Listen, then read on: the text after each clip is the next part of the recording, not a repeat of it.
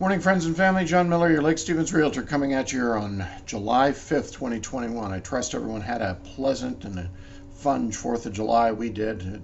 Barbecue and fireworks. Had a great time last night. Weather was very pleasant, very nice and temperate and clear, which was great for a 4th of July. Sometimes it's dicey here in the Northwest. Okay, I promised I'd get you part two on our series on location, on how this affects the sellers. I skipped last week for a variety of reasons, but here's the second part of that blurb, as it were. Okay, and this really, obviously, when you live there, you can't do anything about your location, but this goes more to how we value those aspects of the location of the property, if there's really any significant difference. Things like waterfront. Obviously, when I'm listing a waterfront home, I'm trying to compare it against other waterfront homes to find value. And that can vary from soundfront, lakefront, riverfront, and those are all going to vary, and they're going to vary in the areas. But the bottom line is, I'm trying to compare apples to apples and oranges to oranges. So if you live on the river out in Granite Falls, I'm going to try to compare your home to other homes on the river in Granite Falls. Now, that being said, there's obviously a lot of ins and outs on that.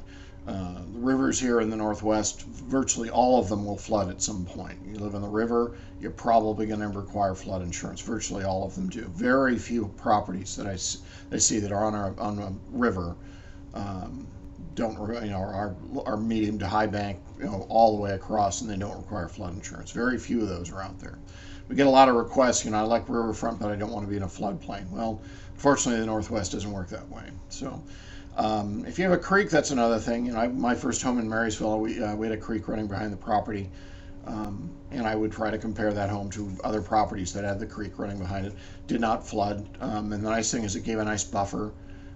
It was salmon spawning, so there were a lot of restrictions on what I could and couldn't do with the back part of my property. Obviously, it was being salmon spawning. They take that pretty seriously here in the Northwest.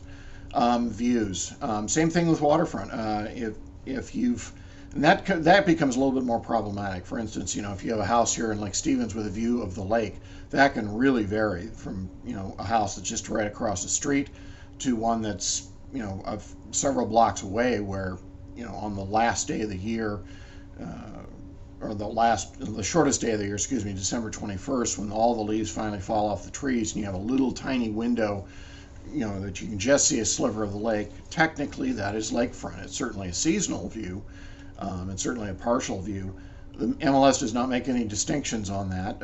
As long as you can see it from any part of the property, you can call it a view. Now, that being said, I would not compare that view to somebody who has an expansive view of the lake, for example. So that becomes, that usually requires a lot more research. Let's see here. Homes that back to Greenbelt. Those are usually, those will also sell. There's also a value on those as well. If you back to a golf course, and even the where on the golf course, the tee, the fairway, the green, all of those will certainly improve the value of the property. If you back to commercial or industrial space or a major road or a big arterial, that's not gonna help your value. Generally, doesn't help your value. As all of those go on, that absolutely, even appraisers will give these values, and the assessment will reflect that as well. As for how much, that is one of the things I do when I'm doing a comparative market analysis. It's going to vary over time. It's going to vary on location, where it is. There's no one set number for, what a house, that backs to a golf course is versus one across the street that does not. Basically, I have to look at those differences, usually over the last 6 months to a year, and see, okay, how much is this one? Is this 50,000, 75,000, 100,000? I'm just throwing numbers out there. It doesn't matter.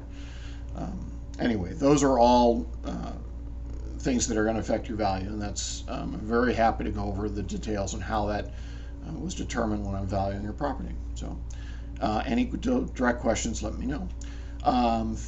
30-year fixed, 2.98%. That's been pretty steady here over the last 2 or 3 months. We're really expecting that to start creeping up here, but it's still sitting there right under 3, which is great. So Things are obviously returning to normal with the COVID stuff.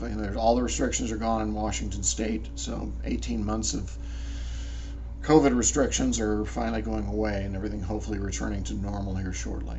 So, anyway, wherever you are, stay safe and healthy. We love you, and we'll see you next week. Bye.